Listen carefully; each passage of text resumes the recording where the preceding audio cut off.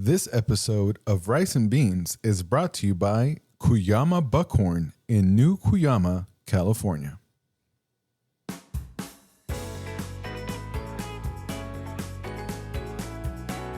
All right. Welcome back to the Rice and Beans podcast. So happy to be here with you guys today, this morning. I don't know when you're listening. It's morning for us, kind of, lunchtime. Anyway, as always, this is Nate, the Beans. And this is Jimmy, the Rice. Happy to be here, Jimmy, because we have, a great topic today. We have something really important and somewhat spicy, as usual. A lot of news. We're going to have to hold back on some stuff, but we are pretty excited. We're going to talk about a location that is near and dear to many of us. And if you are a canyon carver anywhere in Southern California, you're going to know this place that we're about to mention. Right. Newcomb's Ranch on Angeles Crest Highway. Yes. So for the last few years, it's been since the pandemic, it's been closed, right? And people have been talking about, is it going to reopen? Is it going to sell? There's been different names thrown out there. Who's going to buy it? Is it for sale? How much is it for sale? Well, finally, we can tell you guys that Newcomb's is indeed sold. Correct. Yes. And the degree of secrecy and the hype and the importance, I would say it's right below Area 51 level to us car enthusiasts. Yes. I mean, we would tell you guys, but then we have to find every listener and kill them. That's too much work, so we don't want to do that.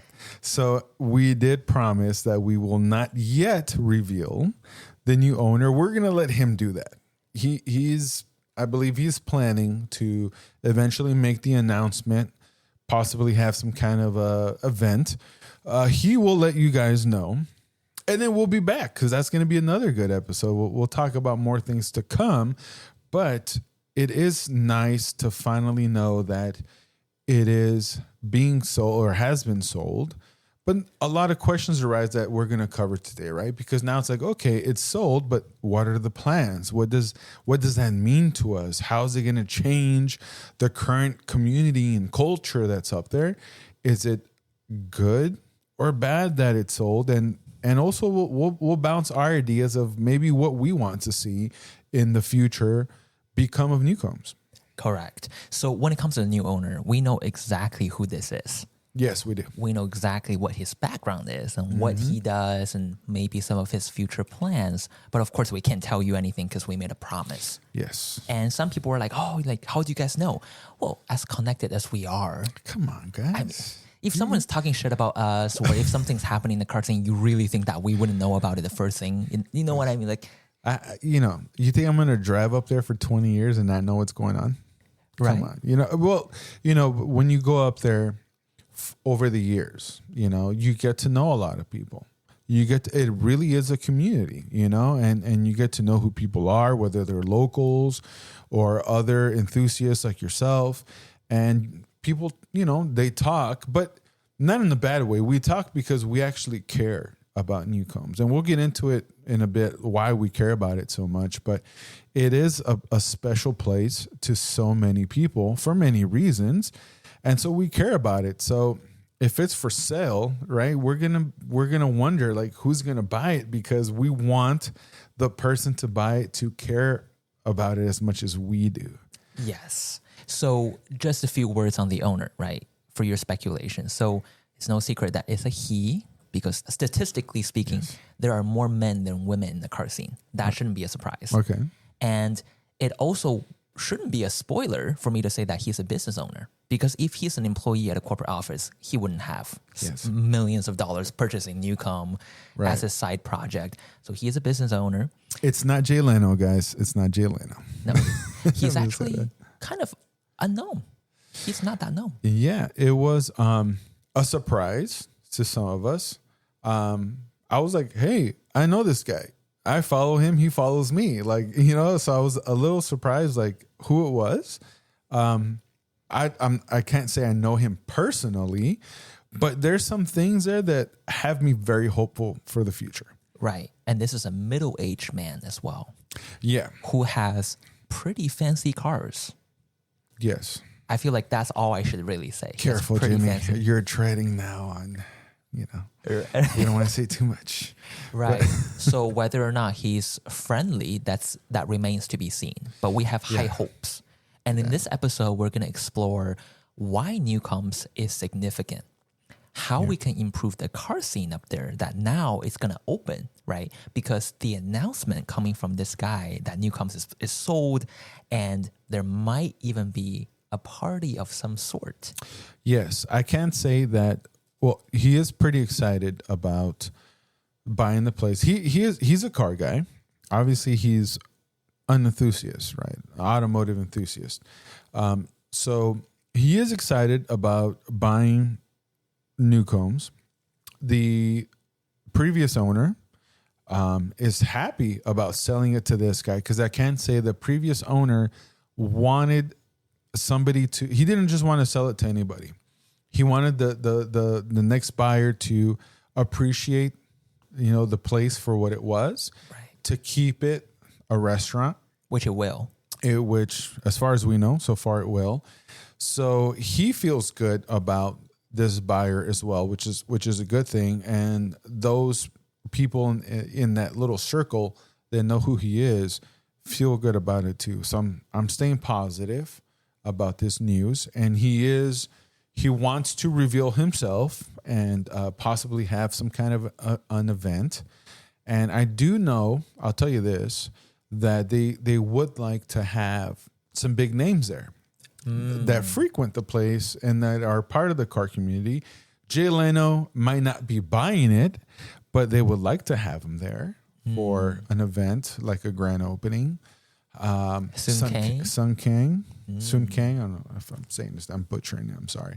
But yeah, Fast and Furious fame. They're talking about him maybe being there. And for you motorcycle guys, I don't know if any of you guys listen to us, but for the motorcycle guys, because it's been a huge bike hangout for so many years, Keanu Reeves, who is a big motorcycle guy and actually he owns a motorcycle company, right? He makes forget the name of the company, but he has a motorcycle company and he rides up there once in a while. But his name was thrown out there too, of possibly, being involved. So I do know they would like to do something big.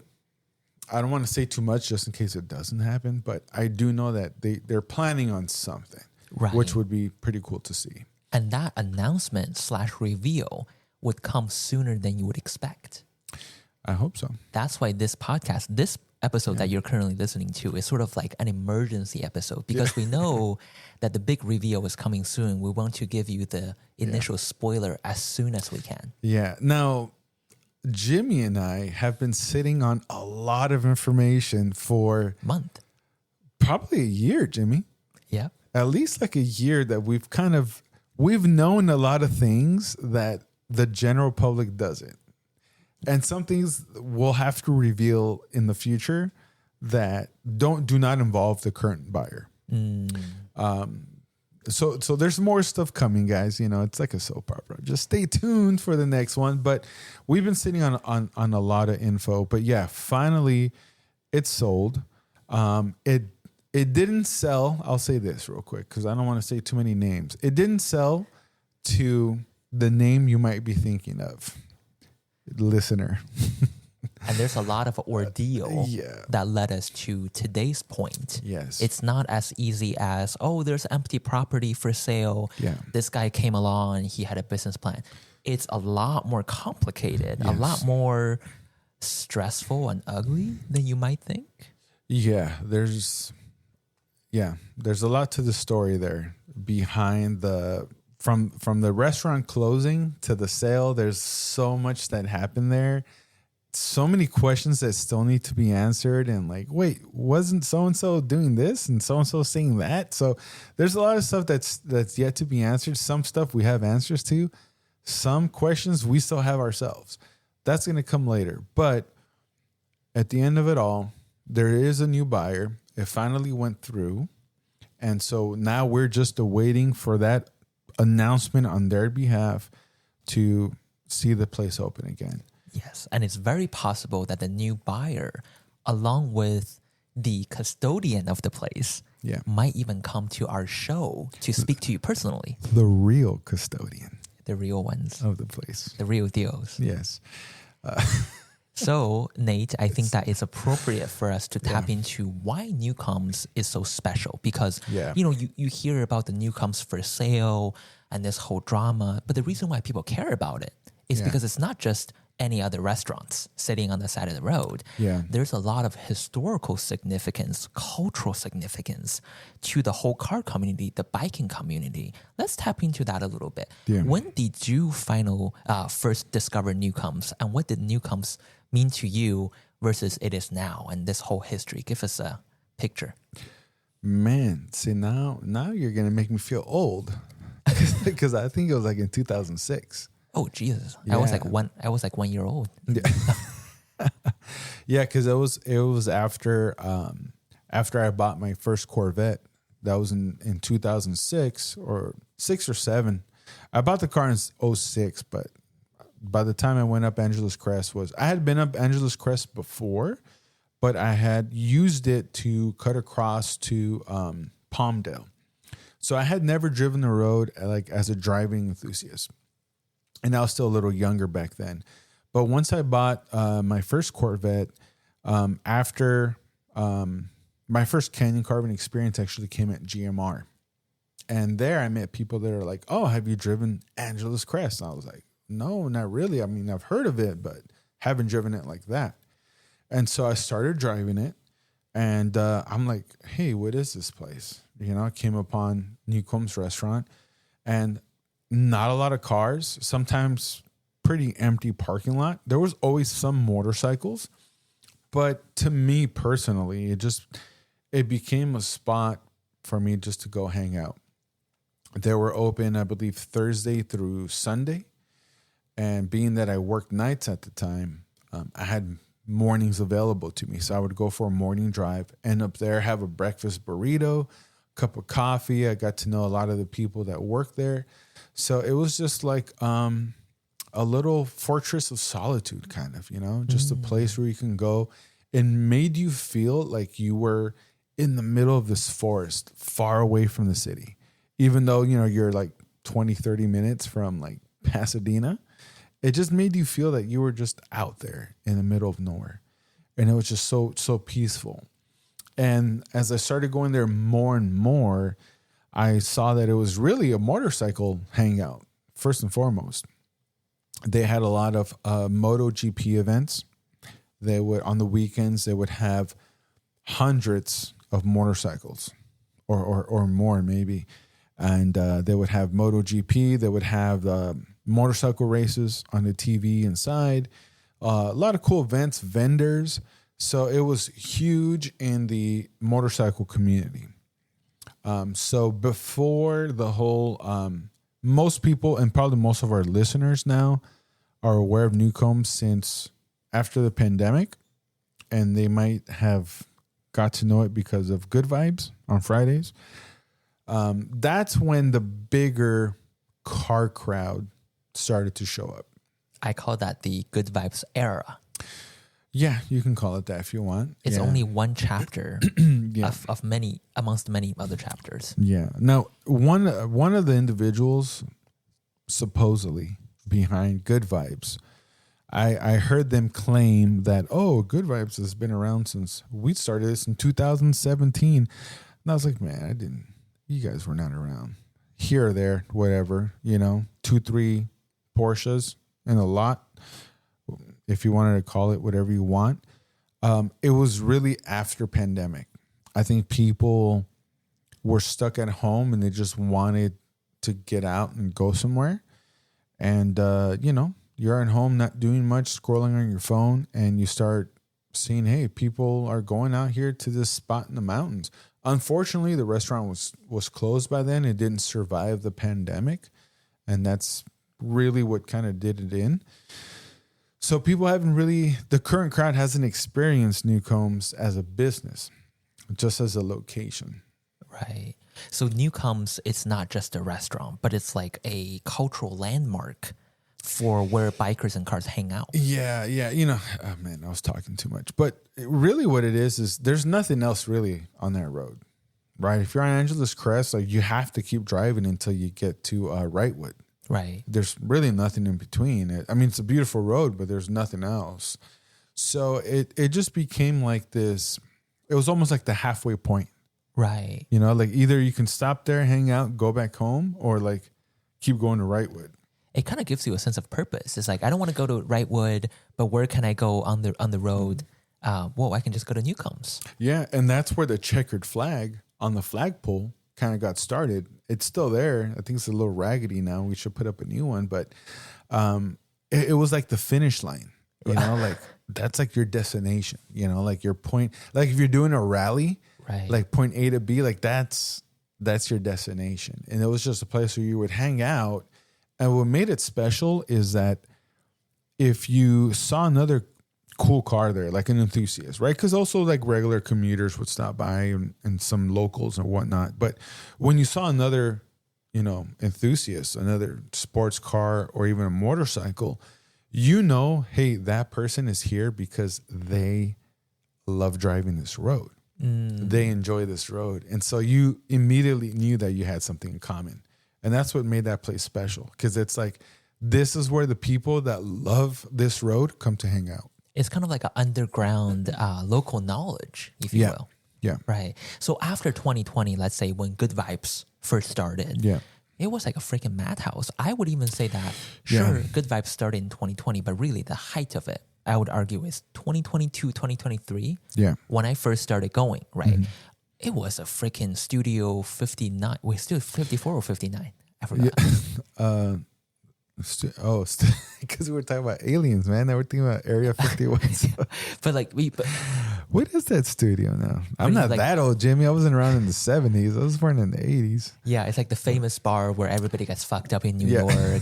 So Good Vibes is kind of like that, right? It's kind of like the Gatsby's party where you see politicians, models, influencers, car journalists. It's just everybody. Wall Street bros. They were all there. And every Friday when I started going back in 2023, it was like a madhouse every Friday. You can barely find any parking at all. Yeah. So comparing Newcombs to Azusa, right? I mean, there are diners, near Canyon Roads. That's nothing new. Even Mountain Baldy has a diner right there. We had an event there as well. Mm-hmm. But what makes Angeles Crest so special is that every Canyon Road has a particular demographic. Yeah. For Azusa and GMR, I'm sorry, I'm going to offend a lot of people, but those are the canyons that loners and losers and sociopathic, antisocial people go to. Oh and God. The people who go there even admit that, yes, this is where antisocial people go on a Friday to Azusa and GMR. Oh, boy. But Angeles Crest is more like where the glamorous, fancy people go to, right? Like so here's the thing. If you want to make a name for yourself in the car industry, social media, or maybe even fixing cars, or even some sort of journalism capacity, you go up to Angeles Crest, you can make a ton of connections. I've brought a friend who's a financial advisor who drives a Porsche. The first time that he was there, he was like, oh man, I'm going to bring some of my business here now. Yeah. And there are a lot of financial people, real estate agents, some politicians, some journalists up there for the sole purpose of rubbing elbows with other people who are, quote unquote, of their stature, or people who have the money, right? So going up there is not just about driving anymore. Yeah. It's about power grab. It's about socializing. Yeah. It's a networking event. So all I'm saying is that if you're antisocial, go to Azusa. If you're one of those show-offs and you're old, go to Malibu. But if you want to make connections, if you're ambitious, if you're anybody who knows anybody, you go to Angeles Crest. And that's what makes Newcomb so special, because Newcomb is almost like the conference room for the business world of the car world. But that's also what I hate about the current scene. You can hate it, right? But that's just a fact. Because those are all posers, dude. Look, what Good Vibes did is all the wealthy posers from Malibu, right? Like there's those people like Sundays or whatever days they get together down there. They just kind of cruise PCH and then they end up at the freaking Malibu Mart, wherever it is, just to hang out. That just became like oh, look at me. Yeah, come look at my car. So the whole Angeles Crest thing with Good Vibes became like that same crowd felt, if I go drive up there, it's going to make people think I can drive. So I'm just not just this poser now with this 911 or whatever, or a Ferrari. Now like, oh, he must be a driver too because he comes up to Newcombs. And so that's really what Good Vibes was about. It wasn't about the driving enthusiast. It's about, hey, networking. Yeah. Networking. Like, you already improve your image. Now you can be a driver too. So now you're extra cool because now not only do you just have an expensive car, you drive it. Right.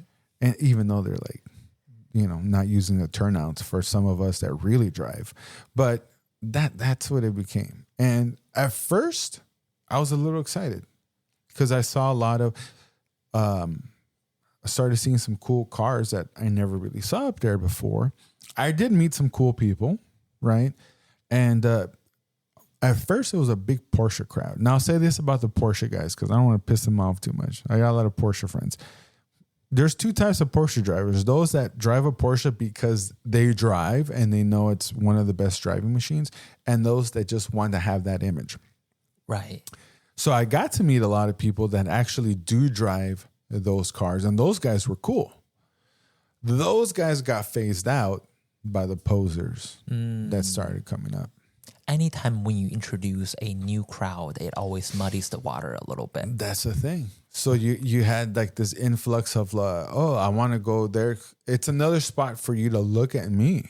Right. Go look at my car. And I'm not going to talk to you unless you drive something expensive too. Like you had that kind of crowd going up there. And then that brought the I want to take pictures of these cars crowd. So now all the kids that want the clout and the videos and posting and the, so-called car spotters or whatever they want to call themselves now wanted to be there too. Right. So it went from a quiet road where a true enthusiast can like haul ass and have fun to, okay, there's a few more cars, but everybody's cool. And then, I don't mind seeing some cool stuff, to now like, oh man, there's all these people on the road. Now Friday mornings kind of suck to drive. It's going to be a parade to get there because the guy in the 79 911 that makes 80 horsepower won't get out of your way. And God forbid he uses a turnout because he's in the ultimate driving machine. Right. That's BMW. So the Germans all the same. So now you got to deal with those guys. Right. So on the brighter side, right, I think that's annoying AF as well. I was getting too dark. But yes, brighten it up, man. I was starting to get pissed off there. Help me out, Jimmy. On the bright side, that's how I gained a lot of my confidence. Yeah. By bullying the slow drivers, incompetent drivers in a much more powerful car. The GB, am I saying that? Good. Oh, GVBC. That bar's too low for you as a driver, JB. Come on. That's like me. I'm 6.5 feet tall. That's like me saying I dunked on my 11-year-old kid. That's not a driving club. That's just dudes posing, bro. Come on. But you can just see how initially when I first going up there, right? Yeah. That's a huge confidence booster of like, wow, I can keep up with this Porsche and my Miata. And like I said in the previous episode, I bank on the high-end sports car drivers not being good. Yeah. And that's where my confidence came from. And frankly, we can hate on some of the phenomenons of the current Canyon culture and how it evolved into this. Yeah. All we want. But there are some good sides to it too. Yeah. I made a name for myself back in 2023 and started the whole Sociology of Everything venture because I started driving pretty aggressively. I mean, aggressive, but well controlled in my Miata. That's how I met you. That's how up there. So yeah. There you go. And not to brag too much, I just want to speak factually, right? I was a fucking legend, known as a guy who can drive his Miata really fast and flies and catch up to really high-end cars. I will say though, Jimmy is fast in his Miata. Thank you. And that's how we met because, I made a name for myself going up there for 2 years initially. And I met you, Michael, Ryan, and a whole bunch of other people that we know through demonstrating my skills. Yeah. And that's just the legacy that we left behind for Good Vibes. Yeah. If I didn't drive fast, if I didn't impress people, we wouldn't have the brand that we have today. So we really got into the market at the right time, and we took everything that we want out of it, and now it's evolved. So just in case you're 18, you have a broccoli hair, and you go up there at 4 a.m., I just want you to know that I might look old to you, but I've had a heroic journey that took me here too.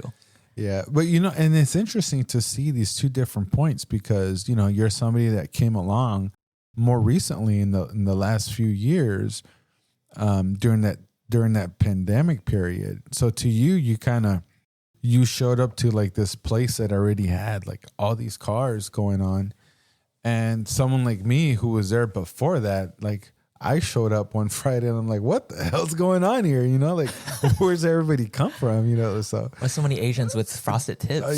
Why is this guy in a Miata thinking he can keep up with me?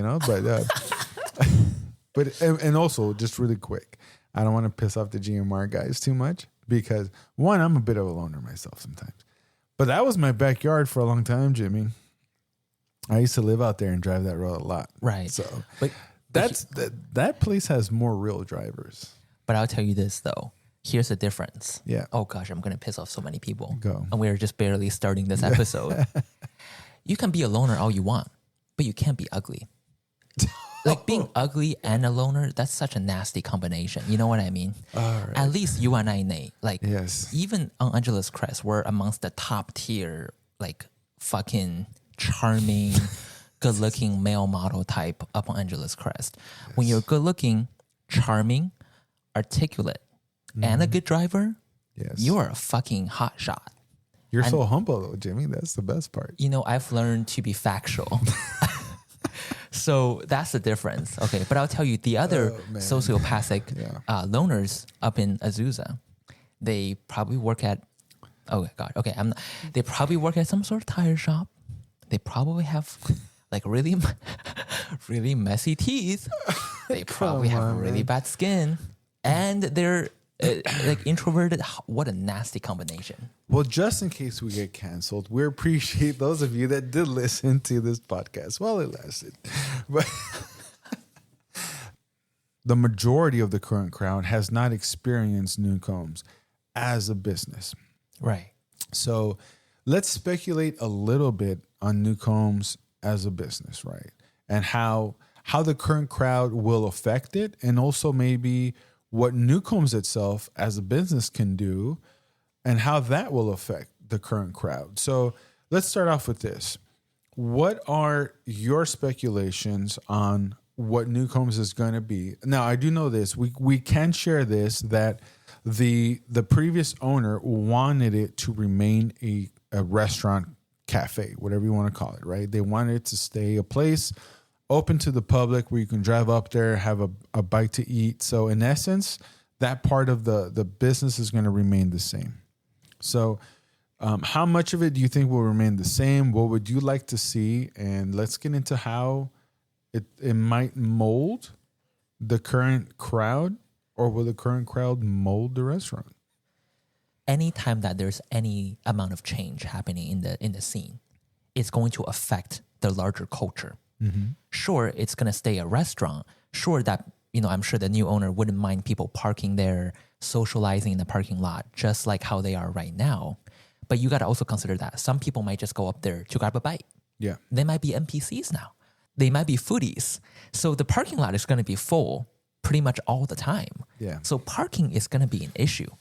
And the expectation is that, sure, nobody is going to force you to buy something when you go up there. Yeah. But you probably should. Foodies, huh? I mean, that'd be interesting. I mean, the food was never that good to like attract a foodie, but if it is that good in the future, that would be pretty cool. But influencers, they always do like the video saying, come with me to a hidden restaurant in LA that just opened. Yeah. Do you know that this is backed by a celebrity? Man, I hope not though. You see, I'm torn because you want it to succeed as a business, but also you don't want all those people there. freaking Hyundai Tucson's, you know. Oh God. So all these the Santa Fe's or yeah. I mean, imagine heading over to Newcomb's, you know, one Saturday, let's say it's Father's Day, right? Something like that. Half of the parking lot are NPCs. Well, it's going to be interesting to see, right? Because at the same time, it's kind of, for people like us, it's a cool destination, right? Like, oh, there's a restaurant in the middle of a mountain. That's cool.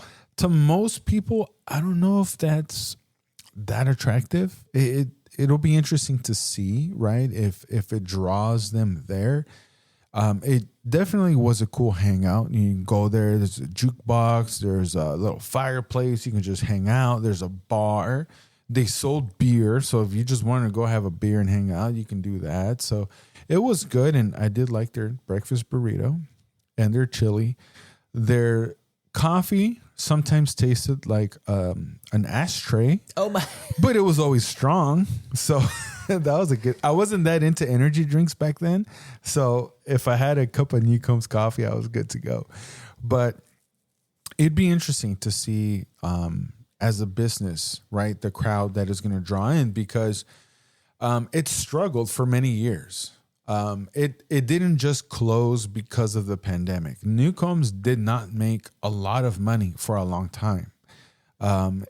Just logistically, it's a little bit of a nightmare for a restaurant because it's up in the middle of the mountain. So first of all, any work that needs to be done, you know, utilities, electrical, plumbing, any of that, refrigeration, like it's much more expensive. To get contractors to go up there, to get the permits. You know, you're in the middle of a national forest. So all of that costs more. You need your employees to be willing to drive up there. You are subject to the weather. You know, if it snows, are your employees going to be able to get up there? So this is my speculation, right? If I were the new owner of Newcomb's, business-wise, I would not have my own food service or have my own wait staff. Okay. I would lease the kitchen to outside vendors. For example, a taco truck. Hey, you dream of having your own restaurant, but now you can only afford a truck. Guess what? I'm going to lease it to you for the weekend. Yeah. Let's sign a contract for a whole year, right? And then maybe throughout the week, it's like, oh, another 2 days, Monday through Tuesday, lease it to like a smoothie shop. And then Wednesday to Thursday is another vendor. So that way we have maybe Mexican food, Asian food, smoothie. It's like a rotating menu. That's an interesting idea. I did always say, like, during the whole like Friday mornings and Good Vibes stuff, I was like, you know what? If somebody was here with a food truck, that would make a killing. Right. You know, like I'd go buy some food there. And you know, the good thing about this, right, is that Newcomb's, if they were to do that, Newcomb's would just be a landlord. Yeah. So it's like you've already paid the month of lease. So if there's snow and you don't come up there, well, guess what? We don't lose any money because you've already paid your rent. Yeah. And if you don't want to go up there, if you want to cancel your lease, you know what? There's a whole bunch of vendors trying to apply. So we'll just take another person. So the kitchen is never going to be lonely. And the new owner never has to have any food stuff in the kitchen that's going to expire. So there's no strings. Yeah. There's no, consequences to anything. And and also you can serve food like all week long, right? Maybe during the week there's less traffic. Sure, we'll just have like a smoothie shop up there. Yeah. Yeah, or one of like those little pop-up Starbucks or something. Yeah. Yeah, I mean, those are all good ideas. I think those are things that might be experimental at first, and you just have to see, how business comes in. Like, every new business takes a while to get going, and the word has to spread and people have to come out. Now, there is not a lot of traffic up there during the week. The automotive enthusiasts are a Friday through kind of Sunday crowd, and even then it's mostly only in the mornings. So that was the thing about Newcomb's where it struggled, and therefore they eventually made their hours only from Thursday to Sunday, because the other days just did not have enough business to justify having the place open. Yeah. So I don't know if the new owner is going. I mean, I'm sure he's had these talks with the previous owner and looked at all, the previous finances.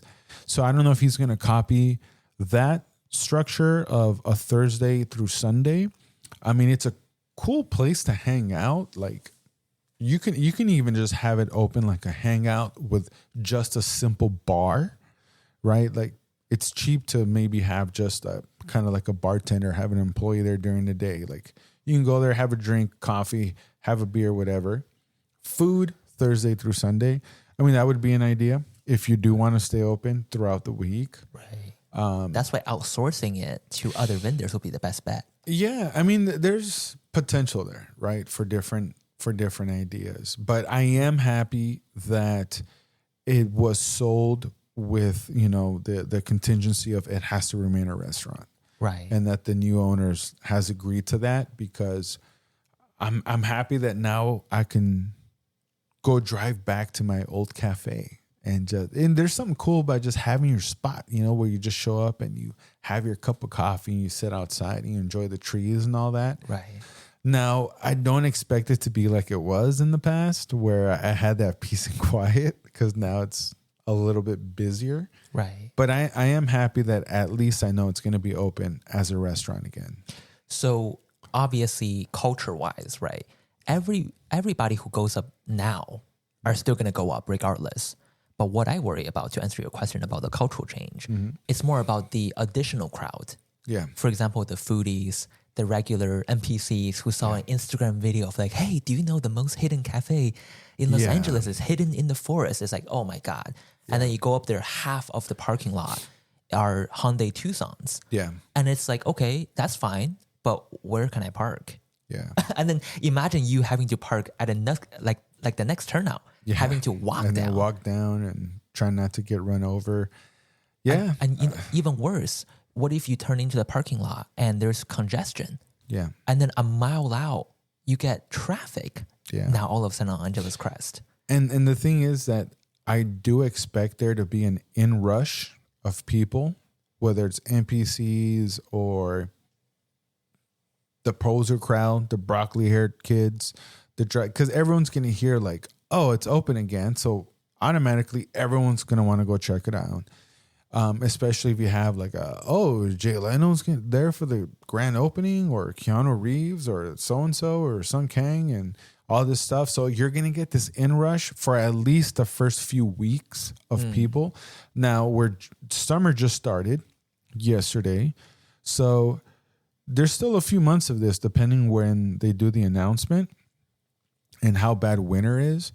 But I'm torn, because it's going to be cool to see it open. It's going to be cool to see them get business, at least at first. But man, it's going to suck to drive. Oh, absolutely. But at the end of the day, what is it that you're really up there for? To drive or for Newcomb?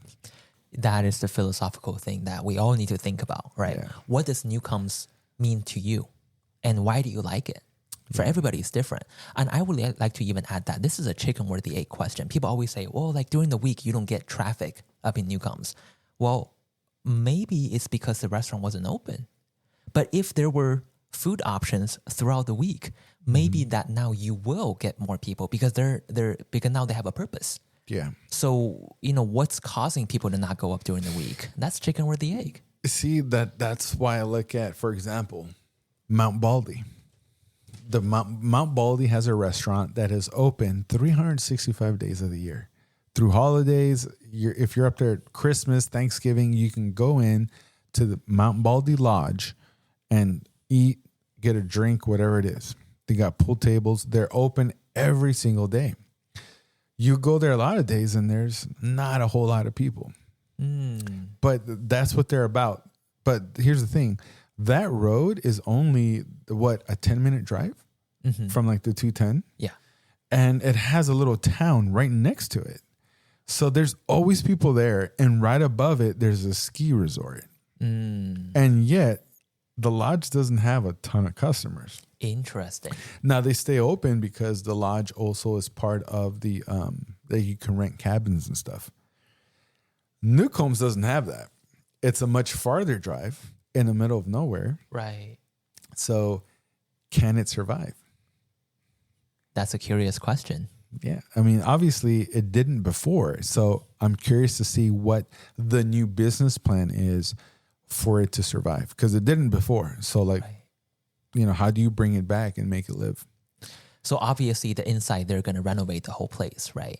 I don't know what to what degree. Yeah. Would we be able to even recognize Newcombs when we go in for the first time, seeing the new renovation, whatever they're going to do? I always tell people, I'm the king of diners. I know my diners really well. I go to a lot of them. All of our events are at diners. That's true.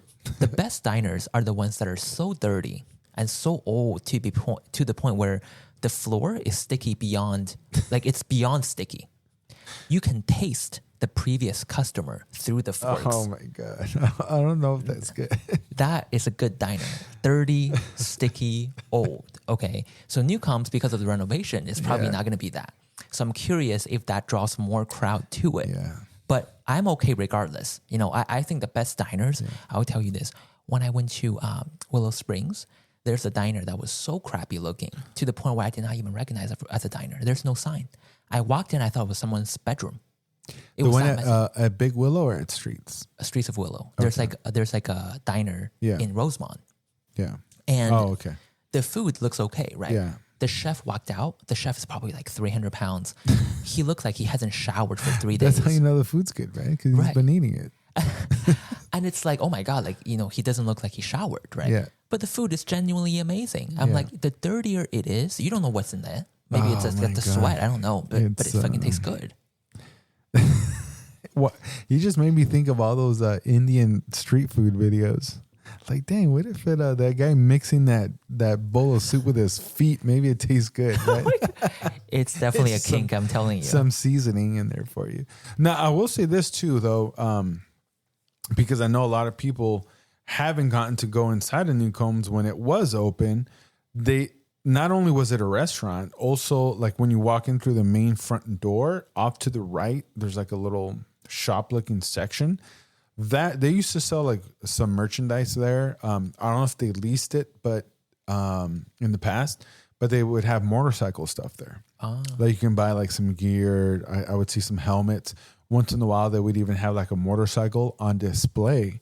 So I'm curious to see too if maybe they're going to use part of the restaurant to maybe sell some kind of merch or lease it off to maybe, another type of vendor that can sell stuff there. So, I mean, there is opportunities business wise. And because this new owner is a great businessman himself, I have high hopes.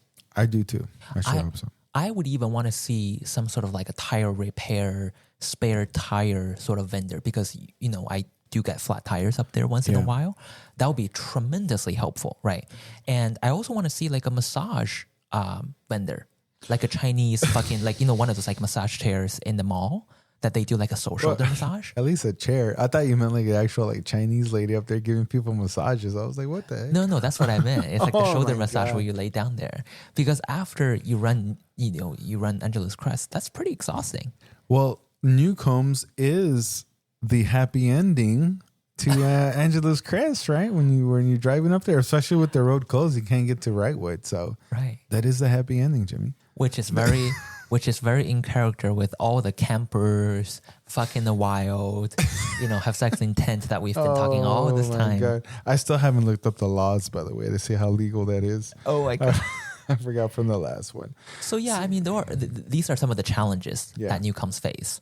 But obviously there are some other challenges too. For example, one of them is what if the takeover kids start to do donuts again in the middle of the parking lot? Yeah. You're going to scare some families. You're going to scare the patrons. That's not good. So does the new owner need to stand up and be like, yo, you can't do this here? Does he have the gut to do that? Now we have drag racers, right? Yeah. Like just a couple miles down from where Newcombs is at. Drag racing like idiots on the opposite lane of traffic. So kind of getting into the culture that's been surrounding there, not just the car culture of those that drive there, but the culture behind the individuals that kind of organize events there. Now there's an owner. So it's interesting to see what steps are they going to take to Are they going to organize the car scene? Are they going to say, you know what? I just own a restaurant and that's it. Or are they going to say, you know what? I understand the car culture that comes with owning this place and I'm going to do something about that. That is a tough one because there's no guideline. Right. You got to really think about how do I establish law and order up there? Yes. When Newcomb was, somewhat abandoned, right? Because I just think of it as abandoned. Yeah. There's no law and order. You can just do whatever you want until like a CHP officer maybe head of the mountains. Yeah. But now you have a restaurant, you have a working business. You got to do something about it. One of the things that you suggested, Nate, back then that gets some backlash from certain individuals, which I'm completely in support of you. I think that we should set up cones or some sort of traffic law in the parking lot of Newcombs so that people know where to park. They don't park randomly, right? Yeah. There are parking spaces there that we know as enthusiasts, but once you get an influx of people coming in, the parking lot might be a mess. Yeah. You need to organize that. And I'll tell that story too for people that aren't aware of what happened. But, there was, not to say any names, but there was people that were acting, right? Like if they were the ones kind of organizing what was going on at Newcombs. A lot of the whole good vibes thing. There were certain people that were, it's a car meet, right? There's no other way around it. Let's be honest. It's a car meet Friday mornings. If it looks like a car meet, it is right. a car meet. Now, when bad stuff happens, they say, oh, no, it's not a car meet. It's just a place where we hang out. There's nothing organized. But when they get media attention, oh, yeah, it's organized. And look at me. I'm the one behind it. But anyway, so when it was getting pretty big, you've been there before, the parking lot gets really hectic and people start parking to where they're blocking other cars in. And I have been there where either I have been blocked or people are blocked for half hour, like wondering like whose car is this? I can't even go home. And I would even like to add that I used to only drive my Miata to Good Vibes. Yeah. During the week, I drove my SUV, right? I got my first fender bender at Newcombs. And I have no idea. I have no idea who hit me. Yeah. That's how bad it got. So continue. Yeah. So it was on Instagram, and I think somebody had suggested that, like, hey, we need to do something about like the parking's pretty crazy. And I commented on this post. I forgot who posted it or if it was a Good Vibes post, but I said, yeah, you know what? We should set up cones to organize the parking. Also, the other idea was to enter the parking lot from the, it's not north and south, but many people enter the parking lot from the far end, right? Technically you're heading east, right? So you pass Newcombs towards the end of the parking lot to the east, and then people turn in there by where the sign is. Right. The problem is that that's where a curve is at. That's a blind corner. It's a blind corner, people coming at speed, and you're trying to enter a parking lot, and there's times where it's so full of cars that people are kind of blocking lanes and like waiting to pull into the restaurant. So it was becoming a dangerous spot. So we're like, why don't we enter it from the west part of the lot, like in front of the restaurant, and then you can drive in the lot toward, and with some cones, you can make a lane, you can designate some spots to where people are not blocking each other. And hey, when the lot's full, then just park at the other turnout instead of blocking people in. And so I said, you know what? We need to organize some cones. And I said, I'll buy them. I'll buy the cones out of my own money, my own pocket, and go help out. I remember that. Whoever was with the Good Vibes account or behind it or whatever, they're like, no, we don't. In a very kind of like a curt. Yeah. I was like, yeah, we need to set up some cones to help organize this. And they were just like, no, we don't. Wow. And I was like, really? Okay. And I was like, why would they say no to that? Like, why wouldn't you say, you know what? You're right. Let's make this place safer. Let's organize it a bit more. Man, you're willing to buy cones? Man, thank you. Let's figure something out. Let's get together. DM me. let's see what we can do. Why would they be like, oh, no, we don't? Right. I don't know. To this day, I don't know what their idea was. Maybe because that would look like it was an organized event.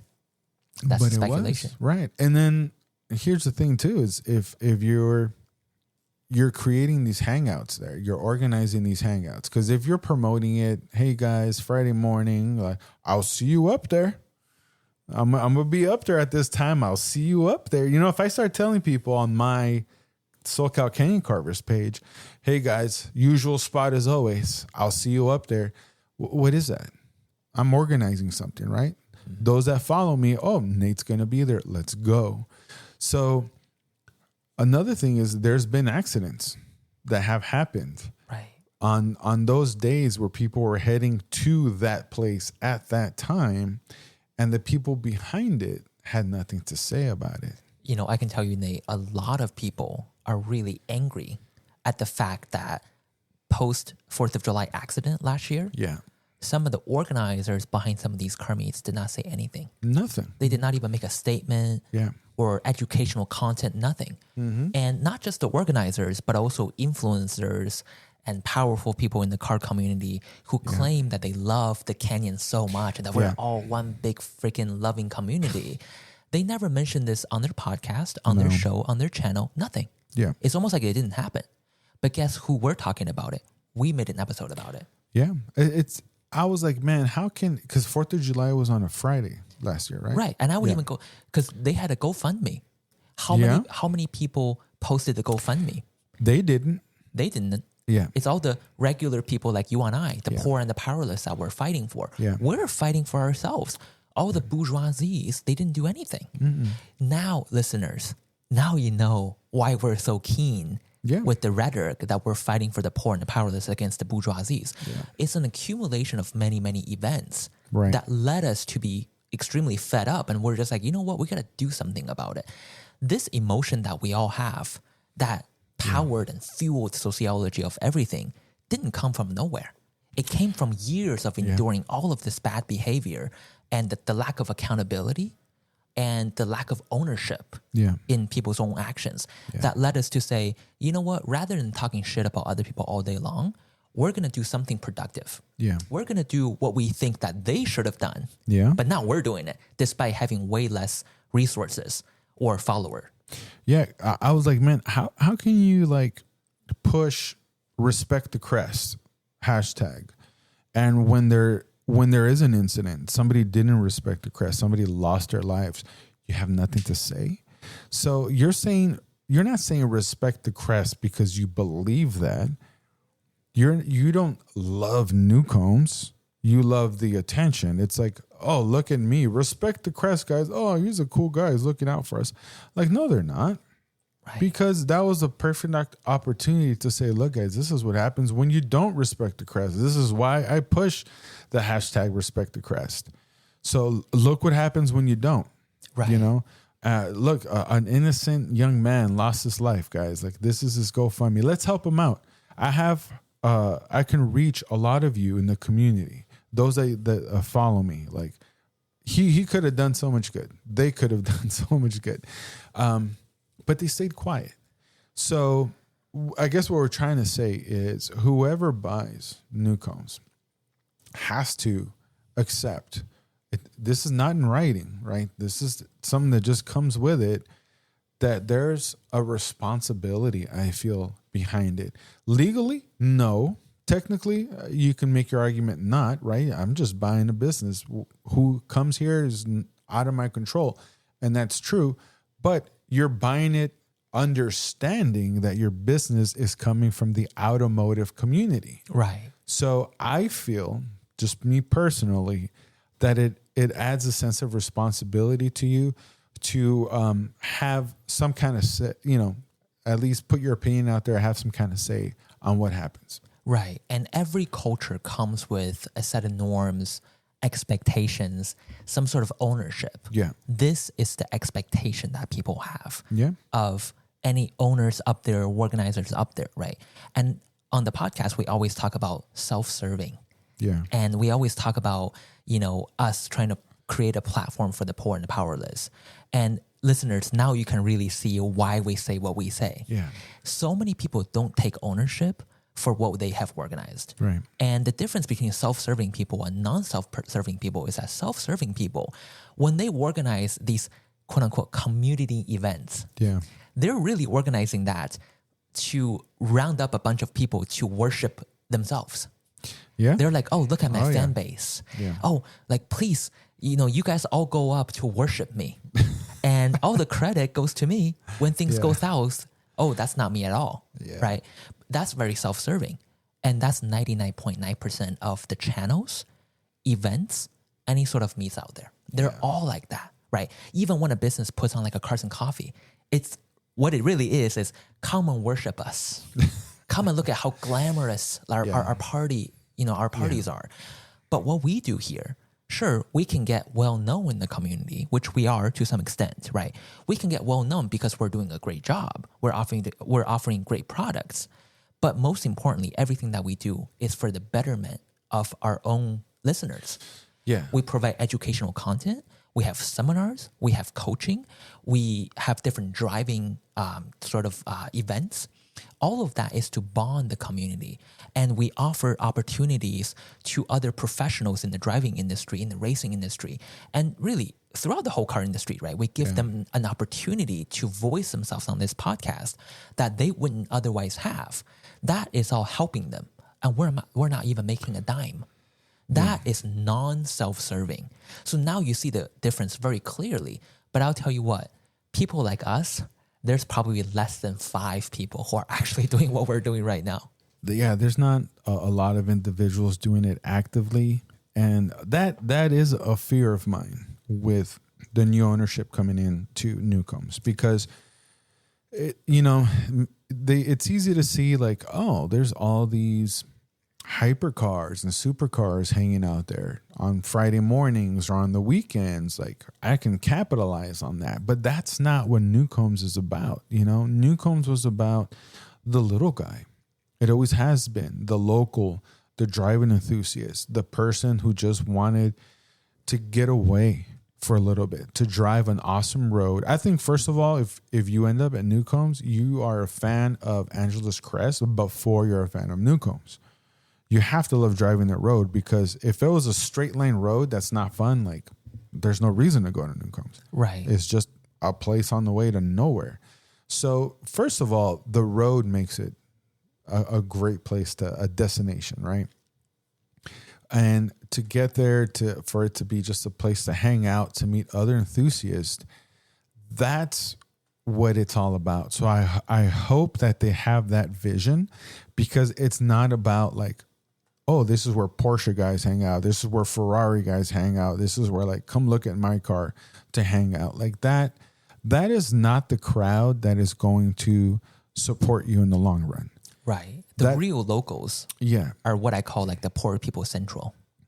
You got to wear dirty khakis, dirty t-shirt. You just want to drive. You have some sort of ADHD, mental health issues. Yeah. You have a dirty car because you run the canyon so much.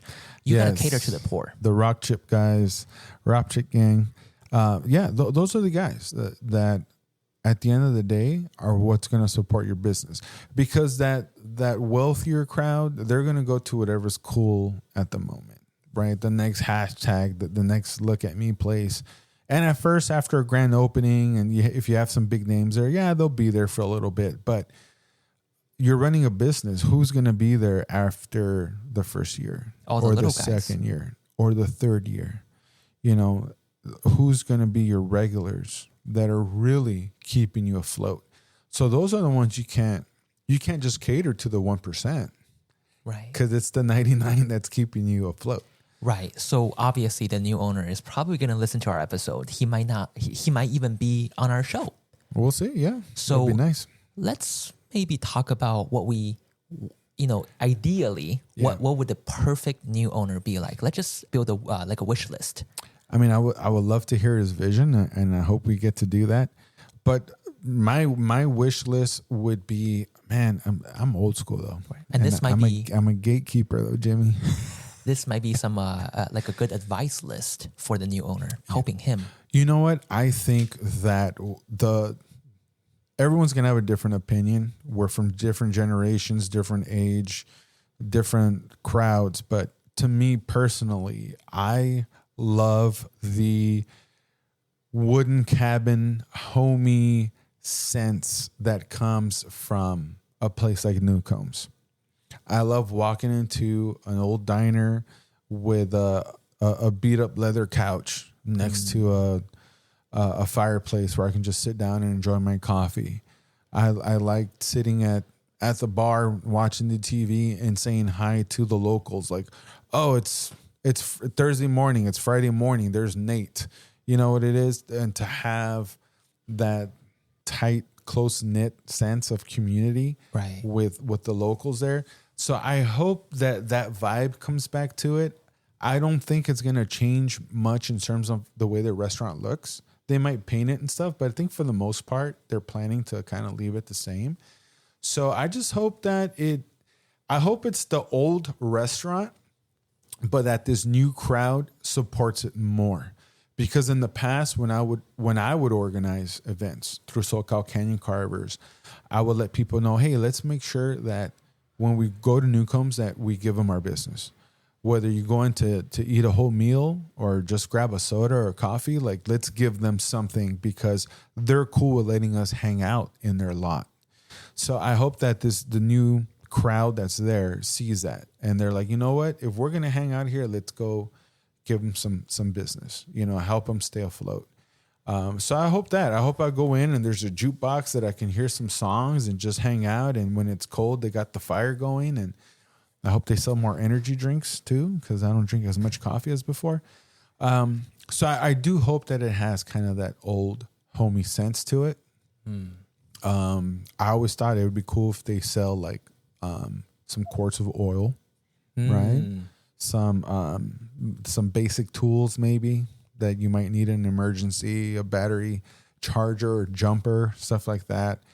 I always thought, if somebody on the weekends is there with like a flatbed or a trailer, they'd make a killing. But I mean, that's like different ideas. Right. But yeah, so I hope it's kind of a bit of the same, but that they have more support to stay open. Man, I wish we can smoke inside.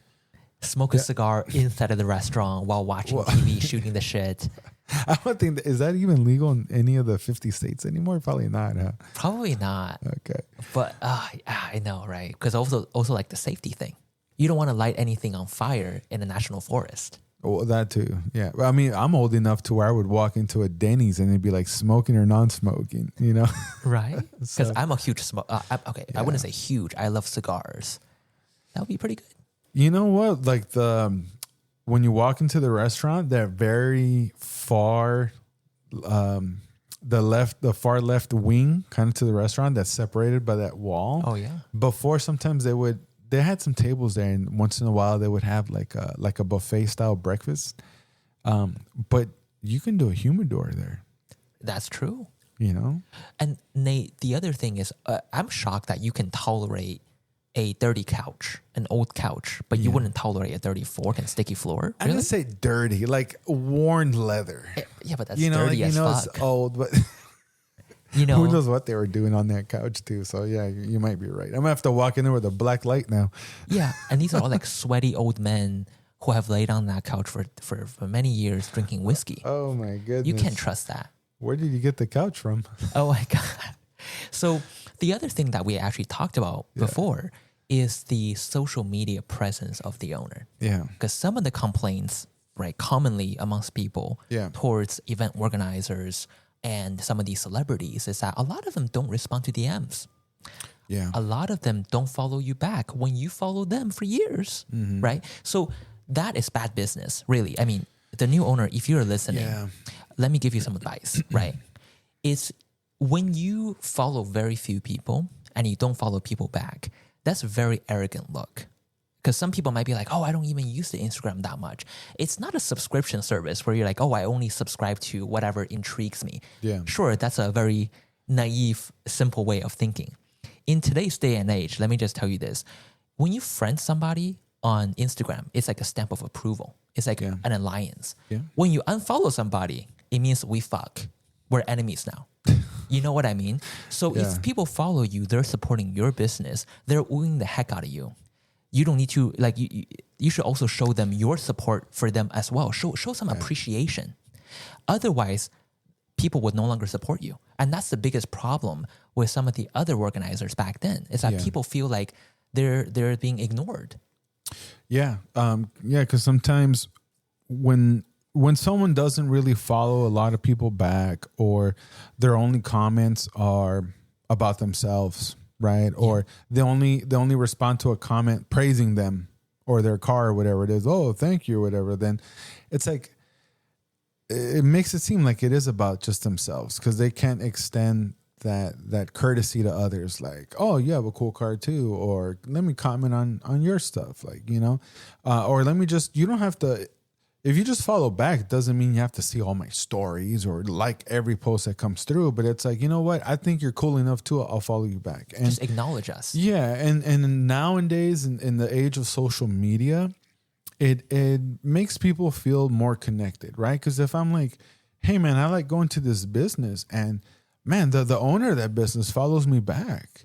Or he'll even comment, oh, thanks for stopping by, or a cool picture or whatever. And it just makes me feel more connected to that business. And even if I don't know the owner that well personally, I kind of feel like more indebted, right, to them. Like, oh, I need to go there. Like, oh, they follow me back. I'm going to give them my business. And so it just makes you feel like they're part of the community too. It's like a big family. Exactly. Right. And especially, and that's important for a place like that. It's not a McDonald's or a Starbucks where there's a corporation, there's no real face behind it. This is a small little diner owned by an individual on a road that we love to drive.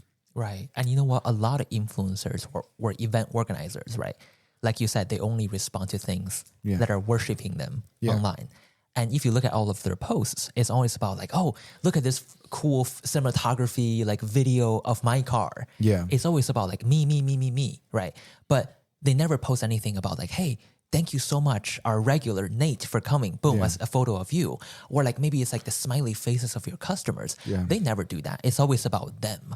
And that's on my wish list.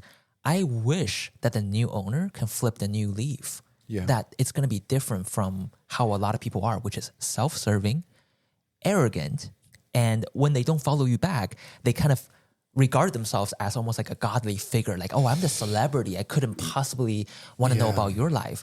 Then that becomes really unfair. It's like, oh, so I support your business and I keep up with what you're doing in your life, but you don't even care if I'm alive or not. You don't even care what's going on in my life. That's not a good look. That's bad business. And there were some names thrown out there before of who might buy the places and that, and you're describing, right, how some of those people are. So that's why we're saying, like, we're hope that this new owner is not like that. And one positive thing that I have noticed is that the Newcomb's account on Instagram has been more active, and they are sharing like people's stories. So like if you do visit the restaurant and you tag them, like they'll share your stories, and that's cool because back in the day, the previous owner was behind the account, and like they would share my stuff. I would tag them when I went up there or whatnot, and then it went kind of quiet because the business was closed. So that's a good sign. It at least tells me that they are aware of the community, and they're at least sharing that because. For example, I said like McDonald's. I don't expect McDonald's to follow me because if I stop going to McDonald's, what do they care? They have a billion other people lined up to sell food to, where a restaurant like this it's different. Right. They're dependent on, in this case, really the automotive community is going to be the vast majority of their customers. So they and motorcycle guys. So and that's the irony, right? Because some of the previous, organizers or owners, they always they bank their events or establishment on the community by constantly phrasing it as, oh, we're one big family. Yeah. Oh my God, the mountain community. They always want to use these popular words, but their actions don't suggest a community. If you don't even follow the community, how are you for the community? if you're going to talk about it, you got to be about it. Yeah. And all these other ones that were acting like they're going to buy the place or they're organizing stuff there, they would talk about it, but they never acted like it. So, you know, just a word out there to the owner. We have high hopes, man, and we're happy in the direction everything is going. And obviously it's just our opinion, but I know that many people out there of the enthusiasts, they mirror, you know, how we feel. And at the end of the day, like, we're the ones that are going to be I'm going to be a customer. I'm going to be there a lot. So these are just things we would love to see, that we know the car community wants to see, because people have been thirsting for a place like this to open, to make their own. And then on top of that, and this is one thing that Newcomb has never had, is they've never had an owner that's an actual automotive enthusiast himself.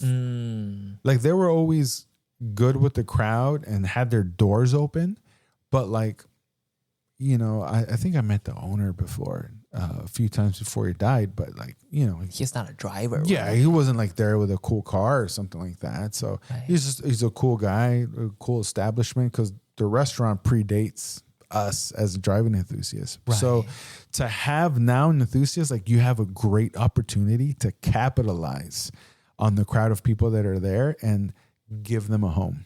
I totally agree. And I would even say that everything that Nate and I are sharing today, it's not just our opinion. We talk to a lot of people, and our opinions are, I would say, it's like a representation. Yeah, it's based on a lot of feedback. It's not just us spitballing here. But a lot of people feel this way. Just don't sell big old dried bacon, because oh my God. Who Jimmy is eats bacon? it from the freaking old place. Jesus, I'm going to say something. Everybody eats bacon. Come on, Jimmy. Bacon is for unhealthy people. You know what? Give me your man card right now, Jimmy. Oh my God.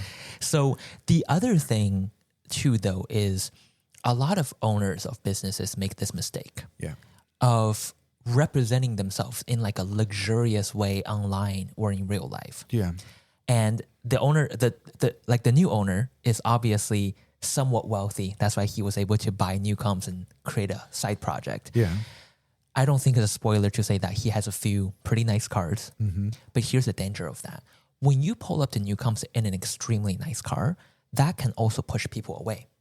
Because you are going down a dangerous slope of saying only exotic car owners are welcomed.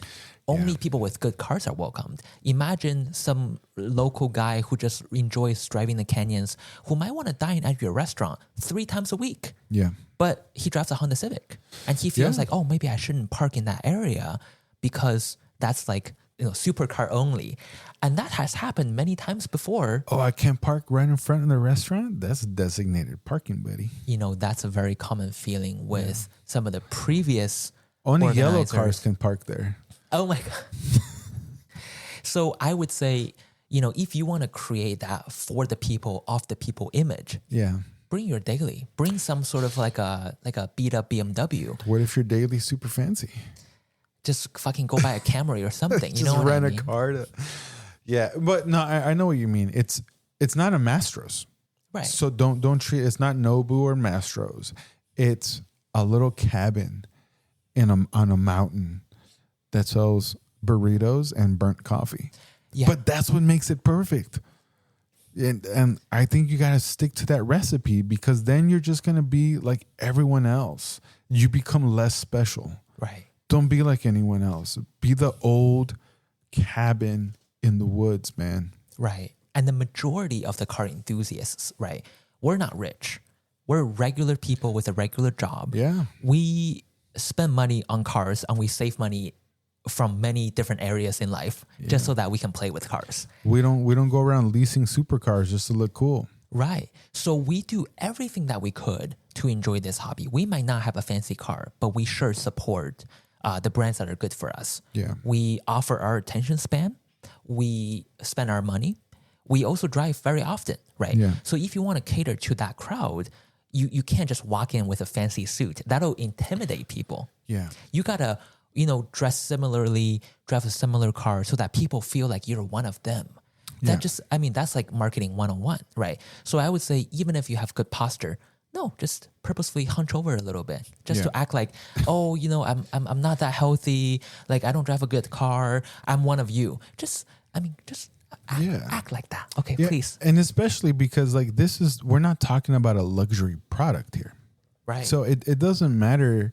Like you shouldn't go out of your way to attract a wealthy customer versus a poor one when you're selling them the same $10 burrito. You know what I mean? Right. So who's going to be the majority of your crowd? Open it up to everyone. Whatever you drive, if you do have a Lambo or a Lamborghini or a Bugatti or whatever it is that you drive, doors are open to you. If you drive a Civic or Miata, you have a Corvette, whatever, the doors are open to you. So as long as you keep that vibe of, you know what, you love driving, you love this road, come hang out here.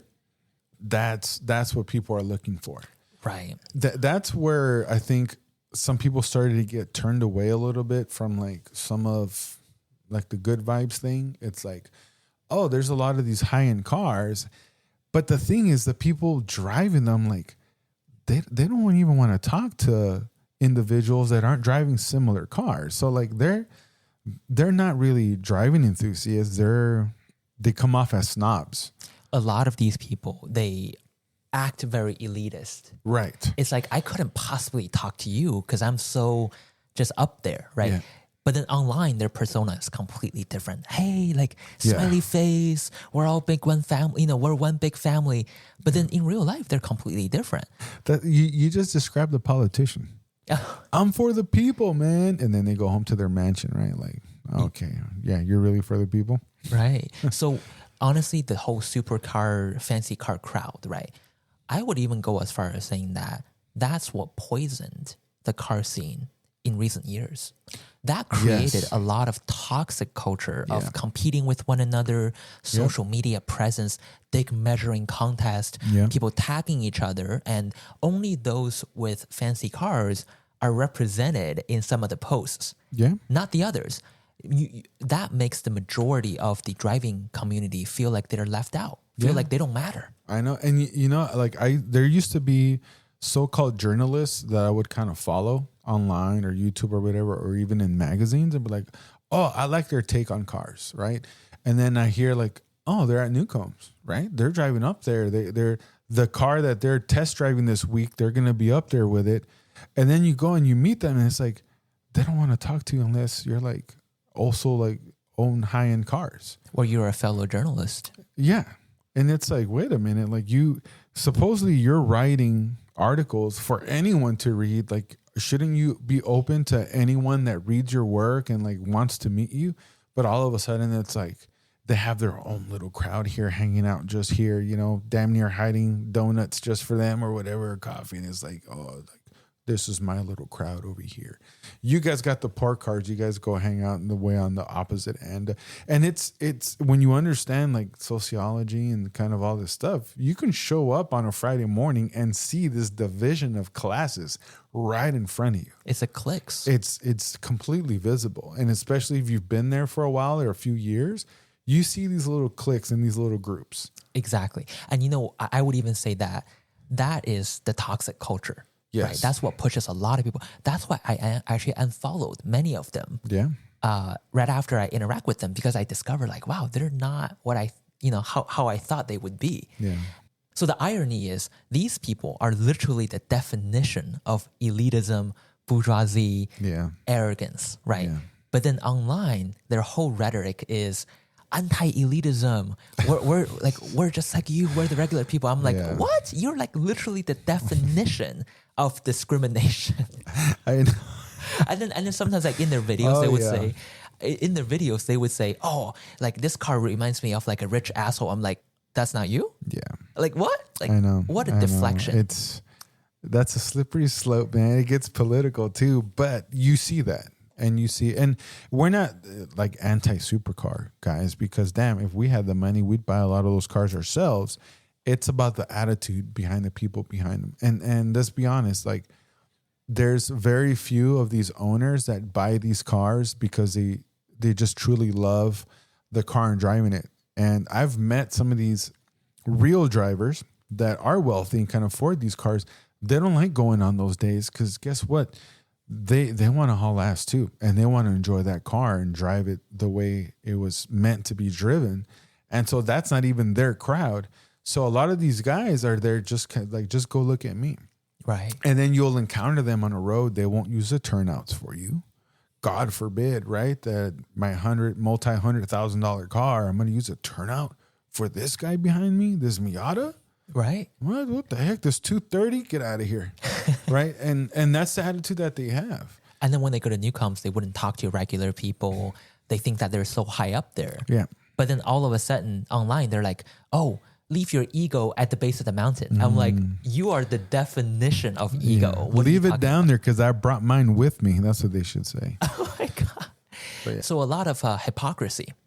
For sure. So this new owner, I really hope that he can change the culture at Newcombs. Yeah. Make it more for the people, of the people, and bring that original car culture, that driving enthusiasm back. I sure hope so, man. I have my hopes up for now. I have a positive outlook on it. I don't like to be a pessimistic. So I really hope that it's good, positive changes. Some of the people that I've spoken to that do know him and see some of the changes coming around, they have a positive outlook. So I'm keeping a positive outlook. So I'm excited to share this news with our listeners. I look forward to, future episodes once, the new owner reveals himself. We can talk a little bit more about him, who he is. And if we can get him on the show, that'd be great, just to hear his vision, give him an opportunity to share that with more people and listeners, just what his plans are. Because from a business point of view, we had these discussions before. We're like, who would buy this place? Because it doesn't make a lot of money. Right. And there was some wealthy people that were thrown out there, like Leno. A lot of people were saying Leno's going to buy it because he can afford to buy something that doesn't make money, right? Like whatever, what's $3 million to him or $5 million? But he still didn't go for it. So I'm interested, to talk to this guy and see like what made you as a business guy say, was it just a purchase out of passion? You know what? I love this place and I just want to own it and see what happens. Do you see a business opportunity maybe that we don't, or a business plan that would you want to share with us? Like, so I'm really like, intrigued to kind of want to know their thought process behind it. Just because I didn't see who would buy this place. Because I don't see it making a lot of money unless some things really get changed. I don't know. He's a businessman, so I'm excited to see. Yeah, I mean, he saw something. So this kind of routes back to the first question that we posed in this episode, right? Yeah. Who is the owner? Mysterious guy. And I would say it's really not the person that I expected. No. And, they always say it's always the quiet ones. Yeah. It's always the one that you least expect. And that might reflect in the way he runs the place. He might be like, hey, I'm behind the scenes. The restaurant's open. You guys go enjoy it. What happens there is just a business to me. And I can respect that too. That's fine. I mean, that's how it was ran before. Well, but I kind of wish that he's a little bit more hands-on though, because of all the accountability that we talked about. Yeah. I mean, because like if someone starts to do donuts in the parking lot of Newcombs, well, yeah, where they park erratically, then it's like, I wish that there's more, like I said, law and order. Yeah. I mean, in that sense, I do hope he is more of a presence in the car culture community that's up there. But it's going to be interesting too to see how people adapt to that. Because now, like, everybody's just been hanging out there, and it's easy to hang out somewhere that has no real ownership because it's just like, it's almost like it's abandoned, like you said, right? Like nobody's really there. Just go hang out. So now that somebody is there, I just wonder how that's going to affect the people's mindset that are used to going there.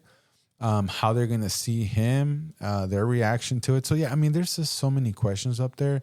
A part of me I'm so used to the place being like not policed, so to speak. Yes. That I'm like, if he's a hands-off owner, like whatever, we'll deal with it. But maybe that's because of the uncertainty of how are they going to because you don't really have authority. You're just the owner of Newcomb's. Like, you still can't really tell people what to do. So is he going to take on that role of, hey, you guys don't have to listen to me, but, you know, I think we should do this. Or if I'm going to push respect the Crest, guys, really, for real. Right. Yeah. You know what? I saw you on the video driving like an idiot. You're not allowed in my restaurant. Oh, they can do that. Yeah. Right. Oh, it's private property, of course. You know, the thing is, when you are the owner of Newcomb's, you're an unofficial mayor of Angeles Crest. Oh, well. Because like we said in the beginning of the episode, right? It's like, if you're Azusa famous, that doesn't mean shit. If you're Angeles Crest famous, you've made it in the car world. You know, like you're in freaking Hollywood. Yeah. You're no longer in an indie movie. You're a Hollywood actor. You are a fucking A-list actor. Yeah. You know, so that's why Newcomb's is so significant, at least to me, is that if you make it in this crowd, you made it in Hollywood. That's the A-list. Well, I need to start auditioning for some more roles. Well, why do you think that I frosted my tips? There you go. And I protected my skin. I work out rigorously because I wanted to look good. I literally gather all of my mental energy to looking good just for Friday. And afterwards, I rush towards alcohol and tobacco and fuck myself up. And then I get myself up again for another. I'm just kidding. I'm totally kidding. I need to frost my tip too. Oh my God. Yeah.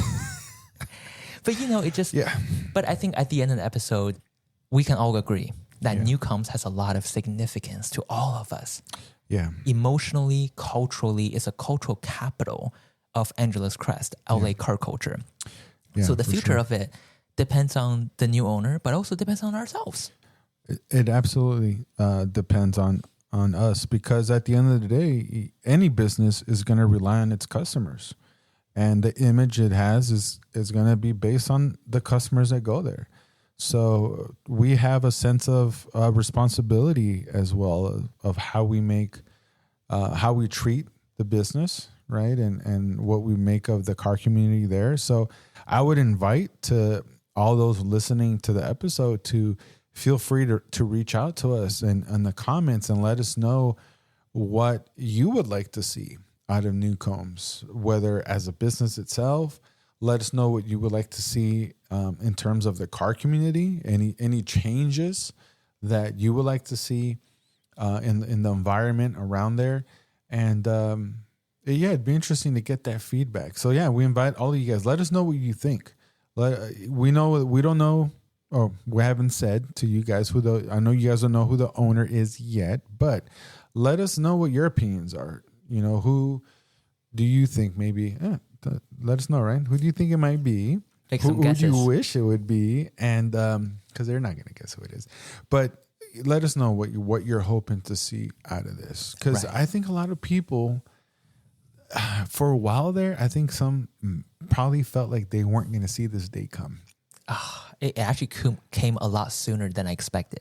Yeah. I thought it was going to be like turn into some Airbnb, or some corporation was going to buy it and turn it into who knows what. So massage parlor. Yeah. I am happy that it got sold with like, hey, this has to stay a restaurant or a diner, you know, whatever you want to call it. And, you know, it has to stay open to everybody. They still have their food and liquor license, I believe. So they're still going to have that. So I'm happy that the original plan, at least, is there.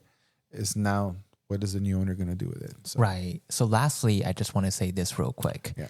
When it comes to the topic of Newcomb's, there's a lot that we can talk about. We're barely scratching the surface of what could potentially be topics. Yes. So not only are we inviting the new owner to our episode in the future, there's also a lot more explanation of some of the drama that happened, like you pointed out, Nate. Oh, yeah. That those are all future episodes. Yes. So we're leaving the door open as of now. Yeah. We're not revealing everything because, as you know, even now we're over an hour here. So we can go on and on. So don't worry. I can hear you guys through my headphones. You guys are saying, wait a minute, so-and-so's not buying it. But don't worry. We're going to talk about them eventually too. Oh, my God. We'll talk about what happened. But in the sense of... Who? Just in the sense of like, we love the place, right? So we just want to see it in the right hands because we care about it as a business. Personally, I love driving the road, and I'm going to drive no matter what. But if I have an awesome place to go to, like Newcomb's, it would just make everything so much better. So I would love to see it, to just be successful as a business and to remain as a iconic landmark for us, because there's not many of those left around here, especially in this area and in the mountains. GMR, you mentioned Mount Baldy, those are fun roads, but they don't really have a landmark, so to speak. Even though I do push Crystal Lake Cafe, and I know the owner there, he's an awesome guy, and he has his doors open to everybody too and makes good food, but it's not the place that Newcomb's has been. So I would love to see it flourish and do good. Even if it's a little more crowded on weekends, I'll deal with that. I'll go during the week by myself. But yeah, I'm hoping the best for the restaurant, most importantly for the community, but ultimately for the new owner too. Wow. That's amazing, Nate. So anything else we want to add before we wrap up here? No, I think we said quite a bit. I know there's a lot more left there, but again, we'll be back. Perfect. Wow. Yeah. So we talked a lot today, and at the end of the day, I just want to emphasize, drive safe within your limit. Yes. Don't cause any trouble, because the last thing that we want is scandals of people, killing others by understeering into the other lane or having any sort of accident. The restaurant's about to open. Let's just create a better culture. Yeah, respect the crest, guys. But we mean it when we say it. Definitely. Yes. Well, as always, guys, we always appreciate you listening, hanging out with us for a while here. As always, this is Nate, the Beans. And this is Jimmy, the Rice. You guys stay safe. Have fun. Have fun.